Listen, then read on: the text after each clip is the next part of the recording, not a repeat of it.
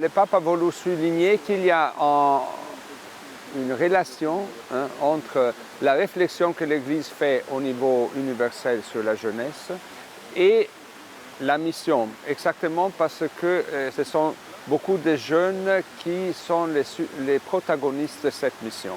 Et alors, je pense que le pape veut exactement nous donner une perspective pour le futur.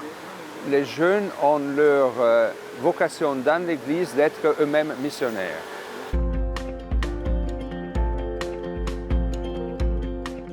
Il n'y a pas ici de différence, je pense au moins, entre les jeunes et les adultes. Chacun en tant que baptisé, est appelé à être témoin de l'Évangile là où il vit, très concrètement. Mais on doit dire en même temps que peut-être pour les jeunes, se pose la question vocationnelle, c'est-à-dire est-ce que le Seigneur m'appelle à être missionnaire aussi dans d'autres endroits de la terre, du monde, c'est-à-dire de partir en tant que missionnaire vers des continents qui ne sont encore complètement évangélisés.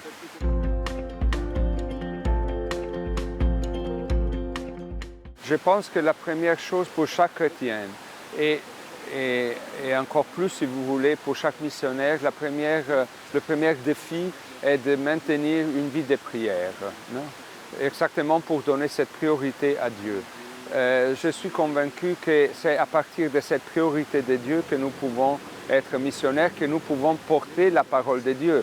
En tant que missionnaire, on ne porte pas sa parole, mais on porte la parole de Dieu. Alors, si on ne connaît pas Dieu, si on ne reste pas avec lui, on ne peut pas porter sa parole. Pour moi, c'est toujours très frappant que Mère Thérèse de Calcutta, qui était une grande sainte, qui a sauvé beaucoup de vies et qui a soigné beaucoup de personnes, mais est toujours pour ses sœurs.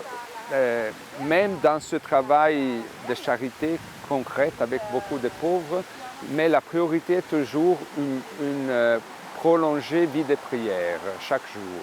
Ouais.